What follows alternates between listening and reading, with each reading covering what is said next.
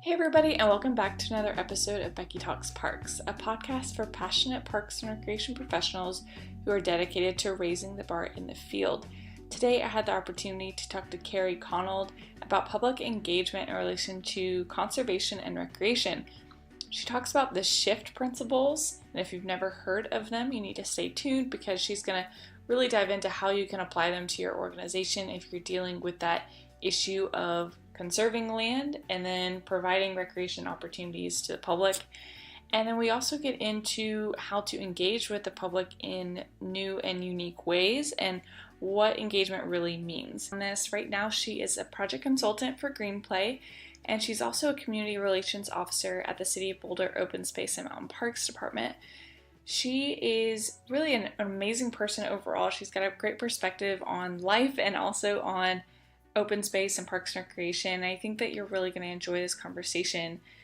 In this podcast episode, she's going to talk about how she got into her current role, and I think you'll find that it's very interesting. It's not necessarily the traditional route, but as we get further into the conversation, you'll start to understand how Keri is raising the bar, and it's quite clear to me. She's changing the conversation because she believes that conservation and recreation can work together. It doesn't have to be this dynamic of opposing sides.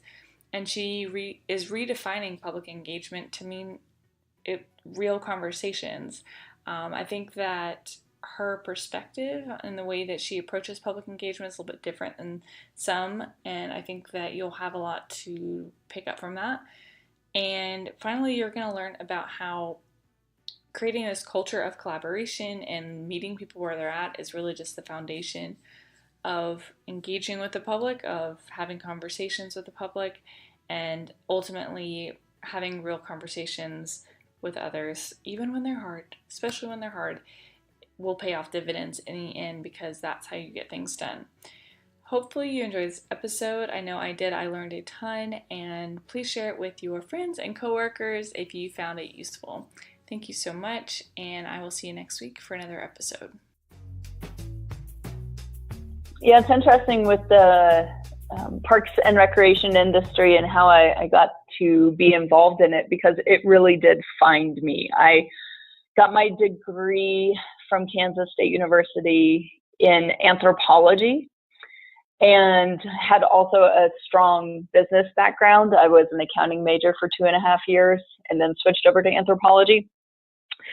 And so I was out living my life and had actually stayed at home with my kids for 6 years and was recently, I had recently moved to the Lafayette area outside of Boulder and was at City Hall turning in some paperwork.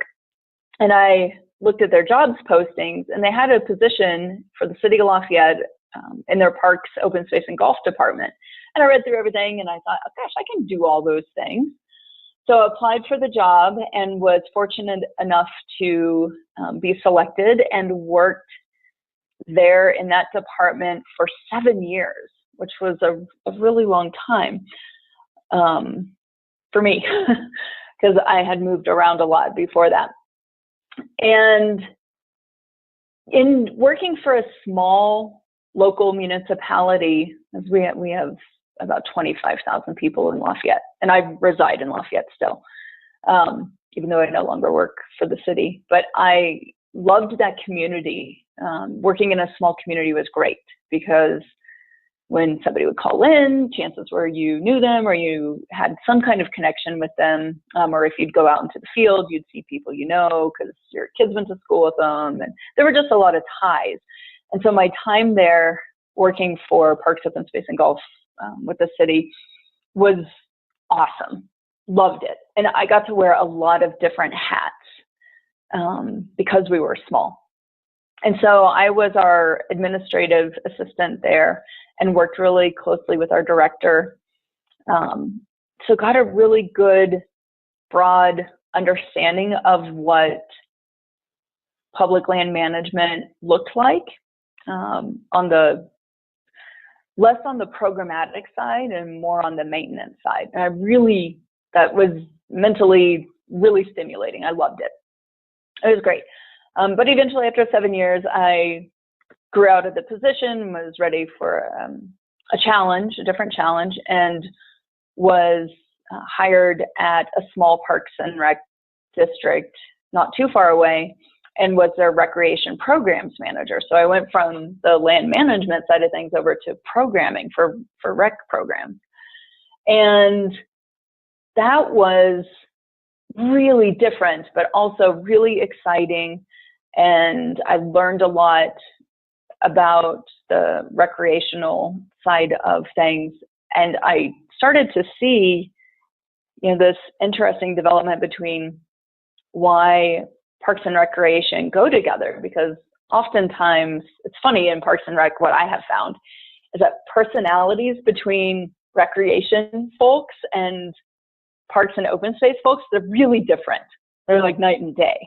And so when you blend a department that has those personalities, because at the end of the day, it's all about relationships and people.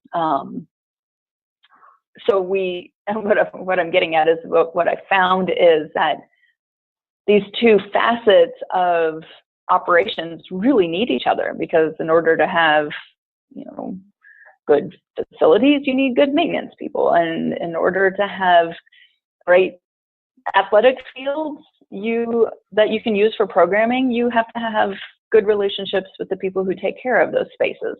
And that's your maintenance folks. And I just found that really, like, my eyes were kind of open once I went into the rec programming side of things.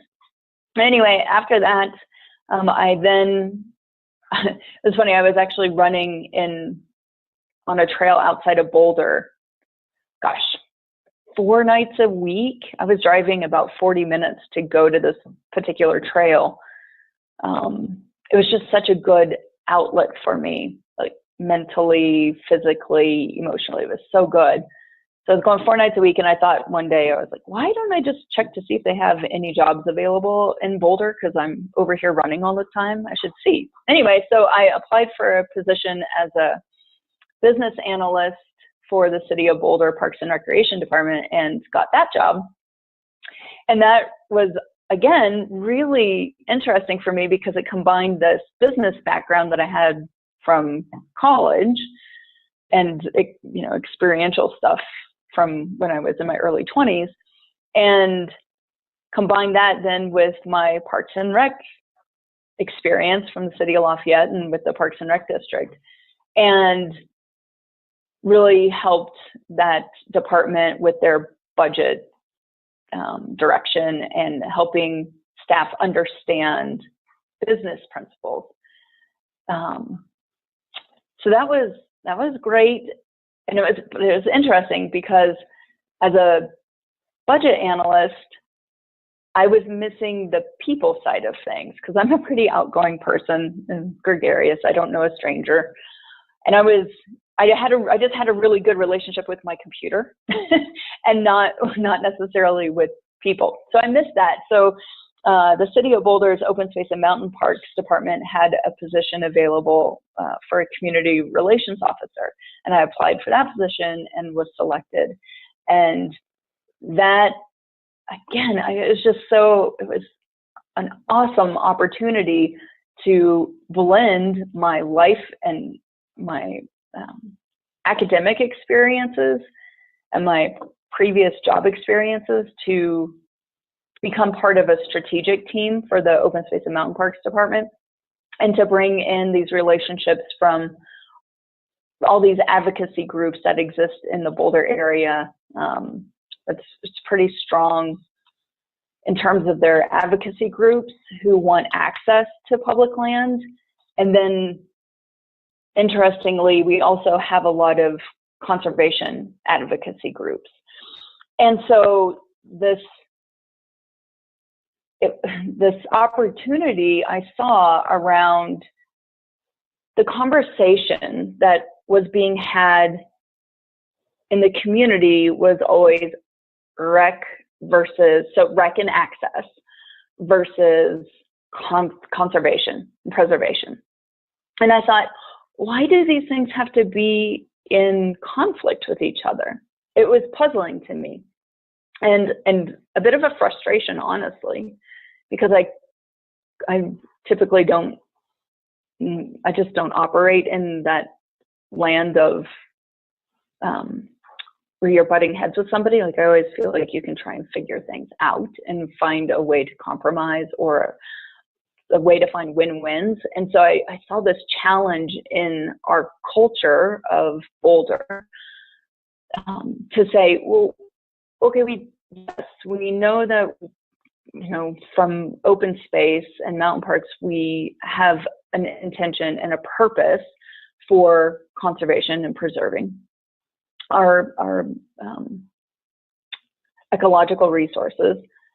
Yet we have this huge community who needs an outlet, like a physical outlet. And Boulder has been named one of the happiest places in America.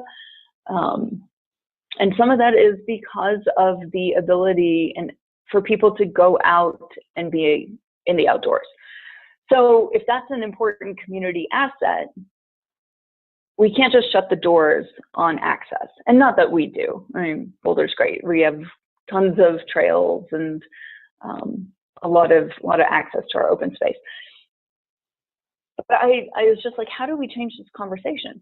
So that's what leads into the shift principles. Because just by happenstance, I happened to go to this conference in October of 2016, and it was the first introduction I had to the shift principles. And I thought, oh, this is the language we need, because it talks about how do we make sure that public lands are relevant to all the communities that we serve. And that means different cultural groups, different age groups. How do we make it relevant? And then also talking about the economic impact that outdoor recreation has to communities. That's a big story to tell.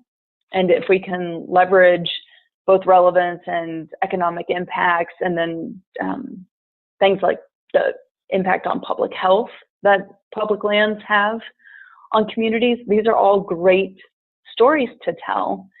And then how do we leverage knowing that we need this space? So why conservation is important is because we need those spaces so that we have the ability to go recreate in those. And so we can use access as a way to promote stewardship and promote an ethos for conservation and protection while being able to access lands. And so when I heard the stories that people were saying at the Shift conference in 2016, it was great for me to hear that this story is relevant all across the United States. And so now, as a consultant for GreenPlay and being able to work in different areas across the United States, I'm really excited about being able to carry these messages about relevancy, economic impact, public health impact, and more with folks across the US who maybe don't know the language to tell the story. So that's a great opportunity for me. So that's a little bit about how I landed where I was. It was really just circumstantial. I happened to be in places at good times and took initiative. If I saw an opportunity, I would push myself forward towards that and moved with confidence, and it got me to where I am today. I love your story. It's kind of funny. Like, I knew parts of it because we worked together at City of Boulder, like kind of like we knew each other, but yeah, not really. But it's very interesting to hear your backstory and then some of the things that you're passionate about. And it's funny how things just kind of work together and you realize how your history has led you into this next perfect position for you. Yes, exactly. Yeah. And, like I said earlier, I've always been a people person. And so to me, my lens is typically pretty people centric. And so I'm aware of that.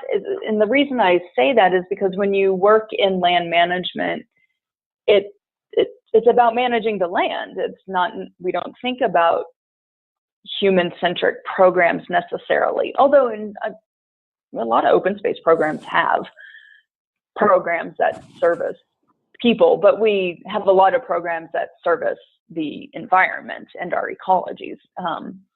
But my thing is that humans are a part of the environment, and so we shouldn't back away from having a people-oriented view of why we provide good access to public land and provide good management of natural resources, because we are the ones as people who are doing that. So for me, it is an exciting threading of all these things that are important to me and that I'm passionate about. I feel very fortunate. Yeah. So let's talk about some of the things that you're passionate about in relation to shift, because I can understand where you're coming from as far as like wanting to combine this conservation piece. Like, yes, let's conserve the land and make sure it's here for generations to come. And at the same time, let's promote recreational activities and things that make people happy today. So can you talk about how that relates to shift and give us some background as far as what shift is? I will do my best. So the shift principles began with a conversation, from what I understand, with a conversation from a group up in Jackson Hole, Wyoming, who saw some interesting things happening in the industry as well as politically. And what they saw politically was the selling off of public lands, particularly in the West. And we're talking mostly on a federal level. So where the feds were saying, well, we can't manage all of this, and so we're either going to sell it to states, who then states, because they are in a financial pinch, sold off lands to private entities. And so it was really the sell-off of federal public lands that instigated the thinking around the shift principles.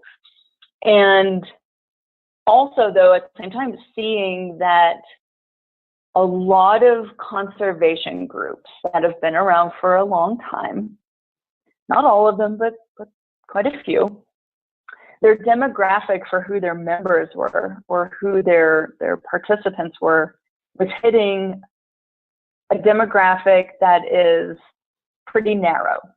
So I'm not going to get into any specifics because I don't want to call anybody out on anything, but these groups weren't necessarily making themselves relevant to the makeup of America, which we know is, has a lot of people in it. It's not just one small snippet of who we are. So, and then also to the traditional conservation versus recreation language.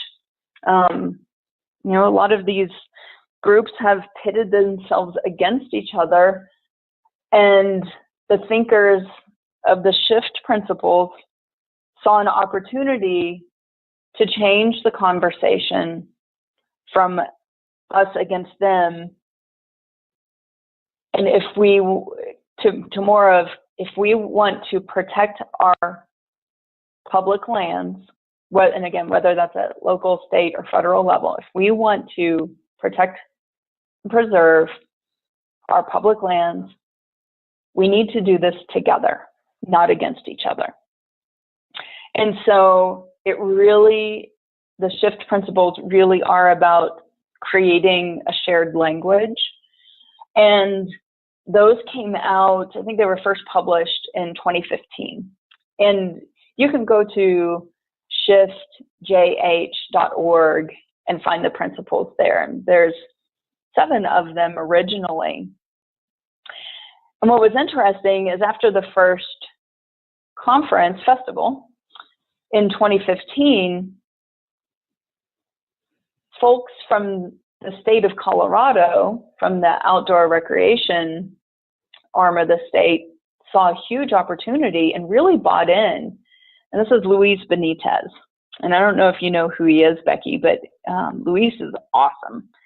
He is an incredibly passionate person who understands the benefits of outdoor recreation to the state of Colorado and what a huge financial impact outdoor rec brings to the state. So anyway, he really brought those principles to the state of Colorado, and they then in January of 2018 adopted the SHIFT principles and started to implement those at the state, so with the Colorado Parks and Wildlife Division. And that was really the first time any state adopted the SHIFT principles. So Colorado was leading the way there and continues to do so. And they added an 8th principle, which says that it's not just public lands that play an important role, but it's also private lands that play an important role in, land conservation and in access.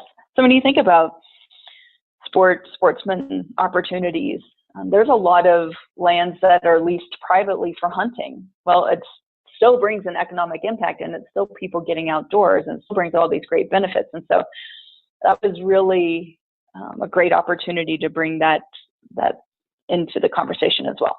So anyway, so now there's 8 principles, and it's exciting to see these ideas slowly starting to move their way through people's thinking. And so for me, as I work with agencies, it's where do we see the opportunities to actually implement these principles? Because right now they're conceptual, but how do we turn them into actions? And that's where the real opportunity lies with us, industry professionals who are out there implementing and putting action on the ground. How can we take these principles and make them real? So that leads me to what is that first step for people? Let's say that because we'll put a link to the document that you sent me about SHIFT and the link to the website so they can read more about it. But is this something that an organization can read about, research, and then put into action by themselves? Or does this require a much larger process and additional collaboration with other agencies? So it's a mix of both, really. So what an agency could do is, if they're doing any kind of planning efforts and they are aware of the SHIFT principles and they can see how these could work in their community, if they then say in their planning effort said, okay, well, we're going to adopt these, then as we would look at any kind of action planning that they're going to do and implementation schedules, you could work strategies into your planning efforts that help meet that follow the SHIFT principles. So, for example, this one is proactive professional planning and management combined with public education is necessary to care for the land and provide a diversity of quality recreation opportunity. Okay, so that's high level conceptual. So what you would make sure is that when you go to determining what activities might work best for a given location, you would really want to make sure that you're working with your community to understand their needs, and then structuring any programs or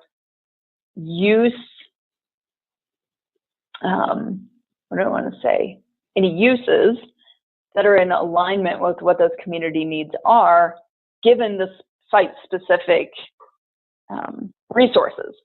So it's really just about good planning and making sure that you understand your site and that you're implementing opportunities for recreating that are considerate of your resources, and then that also meet your community's needs.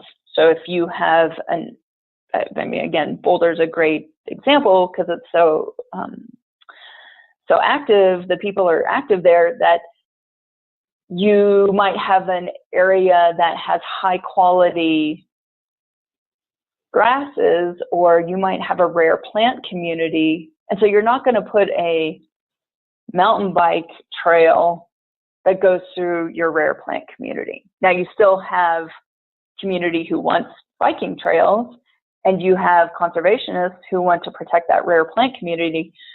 So you have to work together with both groups to say, we understand the concerns of both, and so we're going to design the site specific. We're going to design a bike trail that doesn't go through the rare plant community, but still gives a good visitor experience for mountain biking. And you'd want to determine what level of mountain biking experience you want to provide. Is it an entry level? Is it moderate? Is it difficult? So assessing what else you have around in your community is also important, and then working with your the people who are who are mountain bikers. You would want to work closely with those folks so that you're meeting their needs as well. And I mean, so I think where sometimes we as industry professionals get tripped up is we go, oh my God, that sounds like a lot of work, working directly with people. Yet, what I have found in my experience is that when we actually have real conversations with people, so this is all about relationship development with the people who we serve, having the hard conversations, or really what turn out not to be so hard, but just understanding where they're coming from, it pays dividends in the end to have good working relationships with people, because then when you come to hard conversations, they can be easier because you already have a relationship established. And so I encourage professionals to not be daunted by public engagement, but rather to embrace it and leverage it so that we can provide a better product, so that our communities whom we serve can go out and have the experiences that they value. That's one piece of advice I would share with people. Don't be daunted by public engagement. Yes, exactly. And that's the next the next question I have for you, because I know that you're also skilled and knowledgeable in public engagement. And I think that means a lot of different things to many different people. Like, what does it truly mean to engage with the public? And it's different in a community like Boulder, who is very active and very involved, and they have tons of groups who are solely passionate about conserving land. And then you go to a small town anywhere else in America, and they may not have those same resources or people who necessarily care about that, or have like band together to create these formal organizations. So like, can you talk about what public engagement means to you and some different strategies that might apply whether or not you're in this, kind of a more progressive community like Boulder, and then versus maybe a smaller town? Yeah, sure. So public engagement to me is simply fluffy words for having conversations with people who live in a place. So it sounds, I don't know why just those words, public engagement, can sound really lofty and time consuming.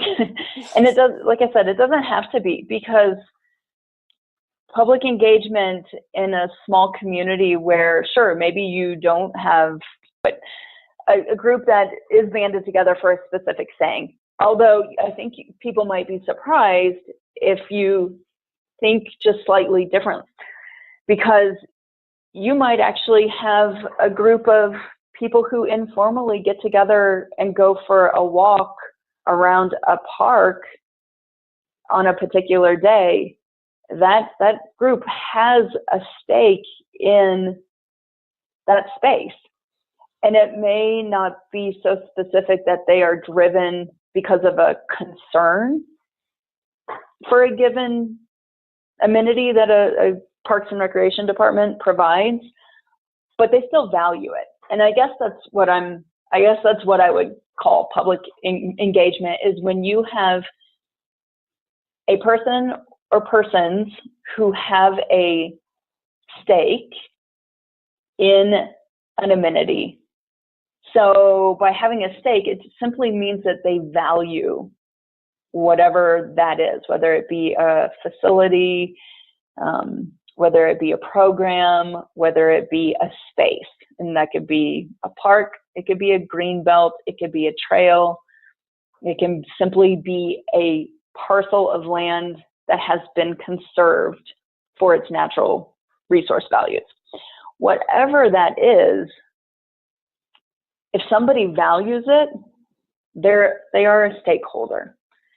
And we can value things from afar or directly. So what I mean by afar, it could be that you have people who value a grassland area simply because it's open. And those people, they may never step foot in it, but they value the aesthetic of it.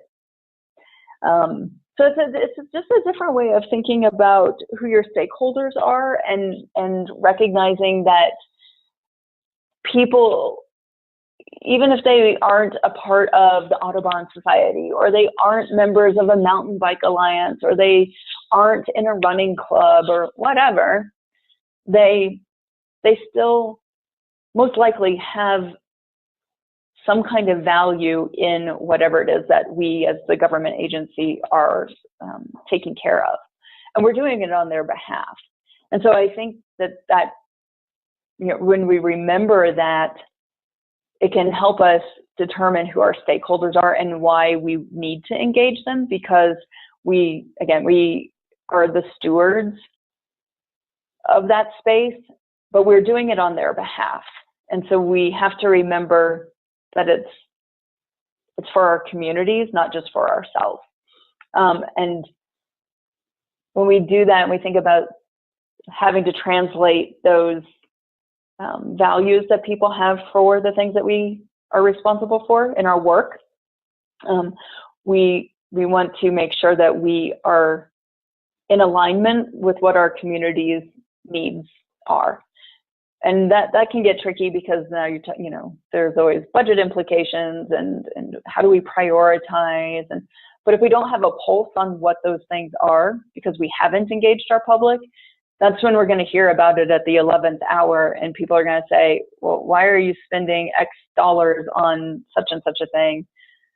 That doesn't make any sense. So we really want to make sure that we are engaging our communities so that we can say these are the things that they value. And then we garner their support to make financial decisions around where we put our work. Okay, so what I'm hearing you say is that a lot of times public engagement sounds like a big scary word, but in reality it's just a conversation, and that a lot of those people they may not have or be very vocal or in a formal organization, but they still value it and appreciate it in some way, and that means that we should value their opinion, and then find a way to engage them up front, so that further down the road you have their feedback, and now you can say, this is what we're trying to do, and now we need your support for the budget to make it happen. That's right. Yep. That was a good summary. You said that in a lot fewer words than I did. Well, it's good to have some background and I hadn't really heard your perspective on public engagement, and I think it varies depending on, your background and also the people you work with and that kind of thing. But do you feel like when it comes to public engagement, are there certain strategies that you like to have? Like, is it a more formal setting and you sit down in a room and you talk about questions, or are there some different ways that you have found work best for really having those conversations that you're talking about? So great question. And the thing that I have learned about public engagement through some trainings that I've done and just my general experience is that the most important thing as professionals that we should remember when we are planning for public engagement is to determine first, before picking strategies or techniques to implement. Before we do that, we need to think about what we are trying to achieve through engaging the public. So if you know what your objective is first, then you can determine what strategies or what techniques to implement. So that's the first step, and that is the most important step. Behind that is that you want to make sure that whoever your decision maker is, that they also agree that that is the objective, so that then when you go to do the actual engagement, regardless of whether you do it in an informal setting, a formal setting, online or in person, like none of that actually really doesn't matter. You want to make sure that your decision makers and the person, whoever is doing the public engagement, are on the same page. Because nothing's worse than if you go and do public engagement and then you come back and you have the wrong information, or you didn't quite meet what your decision makers were expecting. I think one of the most important things as people think about public engagement is to plan first. Like I said, make sure that everyone has the same expectation upfront and early around what you're trying to get out of public engagement. And that includes staff who are going to be implementing the public engagement and making sure that your decision makers are on board with what your objective is. And then in terms of implementing the public engagement strategies, once you've figured out what you're trying to do, one thing that we have found to be really productive in this day and age is to meet people where they're at. And that's a term, that phrase has been thrown out a lot. I've heard it a lot throughout my trainings and in my work experience. It's really valuable. So, for example, one strategy might be to, if you know that your stakeholder group typically gets together to do a lunch at a certain place on Wednesdays. And I'm using this actually as an example because this happened to us with our ag tenants, our agricultural tenants. We knew that they got together on Wednesdays in the afternoon for coffee at a particular restaurant, and we needed to engage them for an agricultural management plan. And so we wanted to simply inform them of some upcoming things that were going to happen. And so we sent them all handwritten invitations to meet us at the restaurant on such and such a day for 2 hours, and we were going to provide them with coffee and cheesecake. And we had such a great turnout. And that was specifically who we needed to do outreach to. And we went to where they were going to be anyway and had an awesome opportunity to share with them what we needed to. So we met our objective. We did it on their turf, on their time, when they were already going to be somewhere. And so that worked out really well. But that was a great way to establish trust and to really start developing good relationships for the harder work that we needed to do later around lease rates, because we knew those were going to be tough conversations. But it gets back to what I was saying earlier around how important it is really to just have good relationships with your stakeholders. So the people who live in your community. And it doesn't mean everybody, because that's not realistic. I recognize that. But to have some starting places and to have some maybe key brokers in your community, and that can be in different communities. It could be in your Latinx communities. It could be in your Hmong community. It could be with religious communities. Just having some key brokers in your community can get you started, and then you can leverage those folks as well if you get them in the know about a project. I've seen that work well also. And again, we all have relationships with people out there. If you're a rec programs person, you know who your coaches are, you know who your umpires are, or your refs, because those are typically people that, and pillars in your community, or even some youth that you could leverage for their input and their perspectives into projects. So we all have these opportunities, and it's just about connecting with them at the right time. And so part of that planning effort, along with making sure that everyone has the same expectations around what your objective is and your decision makers are bought in and staff understands what you're trying to do, getting those people with whom you have good relationships, if you recognize that those are stakeholders that you need to have involved in a project, get those people in the know. And you can do that through a variety of techniques, because that's where you start leveraging your online stuff or your social media.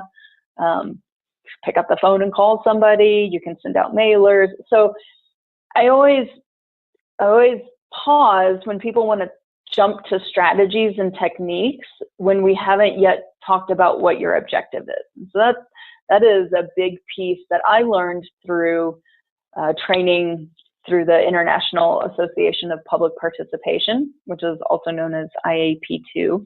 That was one of the big takeaways that I had, and I've seen that now be put into action in planning processes with the City of Boulder, Open Space and Mountain Parks, where it really has benefited us, and we've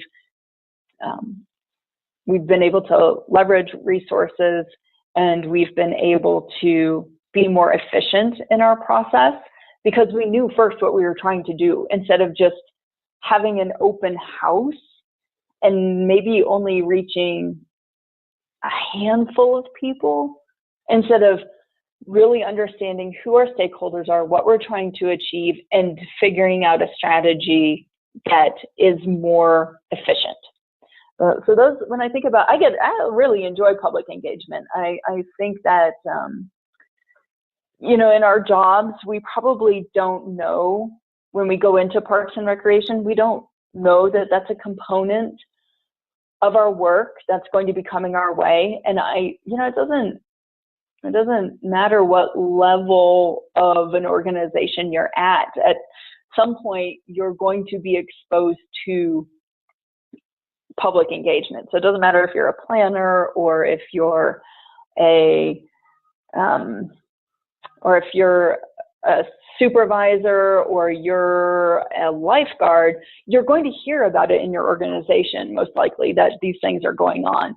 And so I get excited to know that we have great people in our industry who we could really maximize the relationships that they have with the people that they serve when we are doing public engagement. And I think that there's huge opportunity for us as professionals to start talking about that more. Absolutely. And I love the example that you gave as far as like meeting that group of people and giving cheesecake out and things that make people excited. Like, they would show up for that regardless, but because you said, we want to be a part of what you're already doing, and then just talk about this other thing too, people are going to be more involved and invested. And just having, like, that's a nice catchy phrase, like, meet people where they are, but if you can truly do that, then I agree that that will lead to more success. Well, yeah, and when you're in a smaller community and you don't, maybe you have different resource structure and, where everybody's busy. Like I recognize that. And so when people who aren't as passionate about public engagement know that it's coming their way, it can seem like, trudgery, like, oh gosh, I have to do this thing. But it doesn't have to be that way. Like it really doesn't, because you can take the skills and the relationships that you have and get the information that you need, which is why finding out your objective is so important. Because once you know what you're trying to do, then you can think about the things that you already do and how do you maximize those opportunities. Yes. Okay, cool. So that leads me to one of my last and always favorite question. And that is, what does it mean when you think about raising the bar in parks and recreation? What does that mean to you? Bringing our professional skill along with our call to serve our communities and having a positive attitude in doing that. It's exciting what we do. And to be in service to others, it's a lot of times that's why we get into the work that we get into. It's in the public sector. We want to serve others. And so when you can see how you do that, like where you fit in your role, where you do serve the public, and seeing where you can bring your skill set and really bringing it every day, that's exciting to me. And as industry professionals, we have this great opportunity to impact others' lives for the better every day. It's pretty exciting. It is exciting. And I think when you can utilize your strengths, like you're talking about, like the skills and the knowledge that you specifically have and that everybody in this field specifically has, and then be able to utilize that for good and in service to others. I mean, that's the best. That's the ultimate.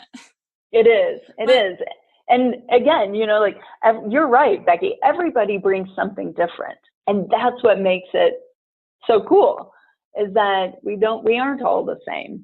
And you get hired into your role for a reason. And I encourage people to bring it.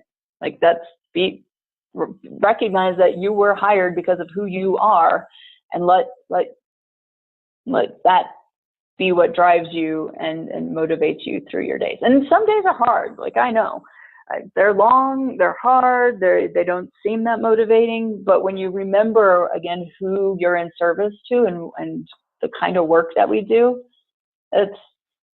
we're pretty fortunate in this field.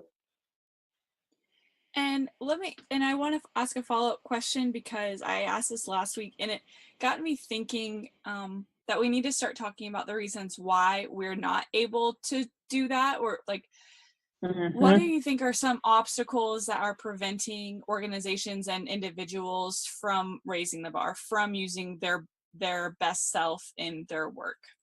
This is so easy to me. It's bad relationships. That's it. And it's just, that's oftentimes the biggest struggle. It's, they're interpersonal things. Maybe we butt heads with a coworker, or maybe we don't care for the direction a city manager is taking us in. There are relational issues. We can talk about funding challenges and then all that all day long, but the reality is, even with all the money in the world that we could have access to implement what we're supposed to be implementing in our roles, it doesn't matter if you still have a bad relationship with a coworker or with somebody you supervise or somebody who supervises you. That's going to get in the way. And so when you have those barriers, I think that makes it really challenging for us to show up well every day. And so my encouragement to that is to allow yourself the space to have the hard conversations. Like, we're human. We got to say what we expect, and we got to tell people what we need. And if we don't do that, how is anybody ever going to know? So as tricky as that can be to have the hard conversations, I encourage people to have them, because once you've had them, it can be freeing. And then you can show up really well to get your work done. Not easy, Becky. I understand what I'm saying, but I think that we can do it. I absolutely agree with Keri, and I hope you do too. After we had this conversation, me and Keri made a pact that we got to do another episode all about having hard conversations in the workplace, because that is not an easy thing to do. And being able to open yourself up and tell somebody what you want and what you need and what you expect is so important. And it really is the foundation to figuring out those more complicated things like funding and budgeting and other decisions. So certainly part of the equation. So anyways, I hope you guys enjoy this episode. Please share it with your friends and your coworkers, and I will catch you next week. Thanks again.